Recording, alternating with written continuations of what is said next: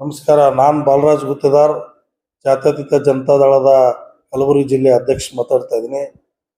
ಬಂಧುಗಳೇ, ಇವತ್ತು ವಿಶೇಷವಾಗಿ ನಮ್ಮ ಜಿಲ್ಲೆ ಕಲಬುರಗಿಯಲ್ಲಿ ಒಂದು ಪತ್ರಕರ್ತರ ಬೃಹತ್ ಸಮ್ಮೇಳನವನ್ನು ನಮ್ಮ ಕರ್ನಾಟಕದ ಕಾರ್ಯನಿರತ ಪತ್ರಕರ್ತರ ಧ್ವನಿ ಸಂಘ ಕಲಬುರಗಿ ವತಿಯಿಂದ ಭಾಳ ಅದ್ಭುತವಾಗಿ ಇದೇ ಸೆಪ್ಟೆಂಬರ್ 16ನೇ ತಾರೀಕು ಅಫ್ಜಲ್ಪುರ್ ತಾಲೂಕಿನಲ್ಲಿ ಗುರು ಮಳೇಂದ್ರ ಶಿವಾಚಾರ್ಯ ಒಂದು ಕಾರ್ಯಾಲಯದಲ್ಲಿ ಅದ್ಭುತವಾದಂಥ ಒಂದು ಸಮಾವೇಶ ಕಾರ್ಯಕ್ರಮವನ್ನು ಹಮ್ಮಿಕೊಂಡಿದ್ದಾರೆ.